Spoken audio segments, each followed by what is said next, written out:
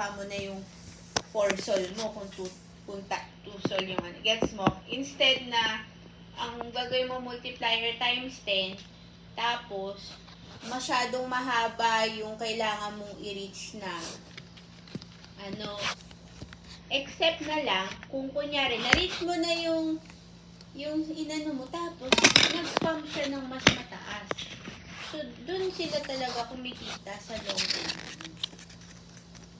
Hindi magtaya ka ng... Medyo pero na-gets ko na maiksi kasi lang. sabi ko, ano yun? Kasi ilang beses ko nang tinry, tapos nandito ako, nagta-times 10 ako na multiplier. Tapos magkano lang? 1.1. Pero sabi doon, magiging 1 sol yung taya ko pag na-reach ko to.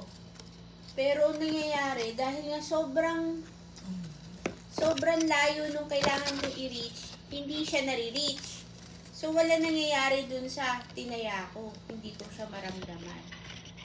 Parang feeling ko, ang ginagawa nila, hindi talaga sila nagtataas ng multiplier na masyado mataas. Ang tinataasan nila, yung taya nila.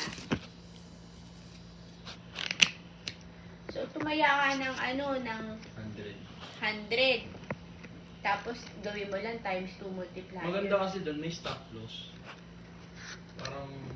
kasi hindi ko pa alam paano yung stop loss. YouTube tayo, bukas. Kung pasahod si Mrs. Pink. Na-boost mo na? Nagsabi Sabi ko, ka? sorted.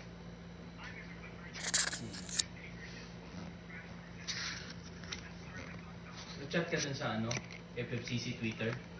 Sa Twitter? Wala kasing pumapansin, di ba? Tayo, nagbigay tayo ng chance sa iba. Kasi nag-boost na ako ng 2 Di ba? Ako din, 2 boost na.